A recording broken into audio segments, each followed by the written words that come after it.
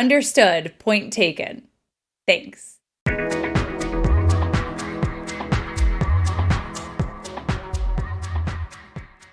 Mercury enters Aries on March 27th, and get ready because you're going to want to take advantage of this fast-moving transit. Mercury is picking up the pace, moving at its fastest speed of 2 degrees per day.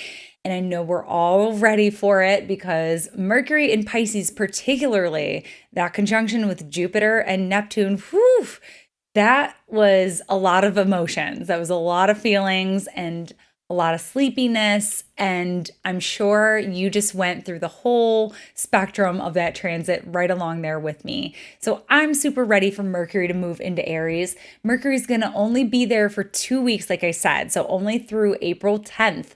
So what to watch for with Mercury in Aries? We want to get to the point. We want to quit beating around the bush. We want to get straight to it. Mercury in Aries is very forthcoming and is very honest, and it's genuine and it's heartfelt, and it can be very passionate. So we can expect bursts of expression, bursts of activity.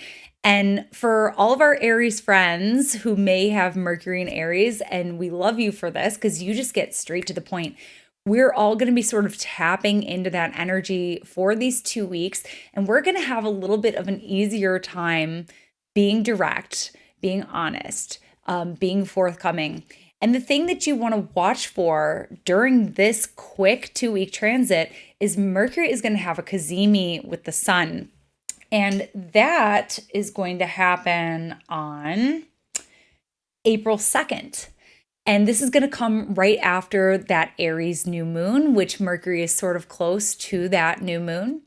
And so this is what you're going to want to watch for with that Mercury Cazimi. You're going to want to watch for sharp insights, acute awarenesses, and this might be something I always recommend for people with Mercury Cazimi. Clear the schedule if possible so that you can be more receptive to those insights coming in, whether it's on your own radio waves and sort of tuning into the frequency of your higher self or the universe, or just sort of giving yourself the space to let that mind flow so that you can become more aware of these insights, because they're going to drop in. They're going to inspire action. They're going to be inspirational, encouraging insights that inspire us to just go for it and quit second guessing ourselves.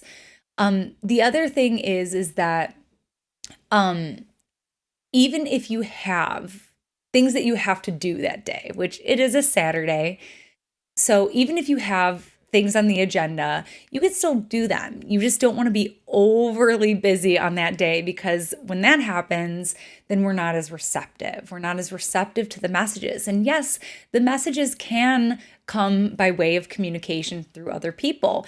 So keeping that in mind, we may be someone's Mercury in Aries transit when we're like, hey, gotta be honest, or hey, that thing you're doing, I know what that's about.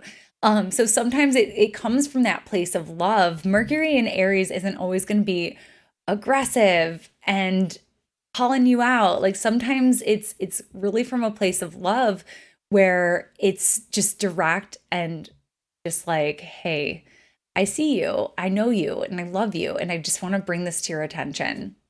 So we can all benefit from this Mercury in Aries energy and the Aries energy in general, which is highly available to us this week now that we are officially in Aries season. So that's a little bit about Mercury in Aries, and we'll talk more about it on the new moon. Ciao. Thanks so much for tuning in with me today. Book your next astrology reading with me by visiting my website, where you can also sign up for my newsletter and stay up to date on courses, events, and new articles. Bye.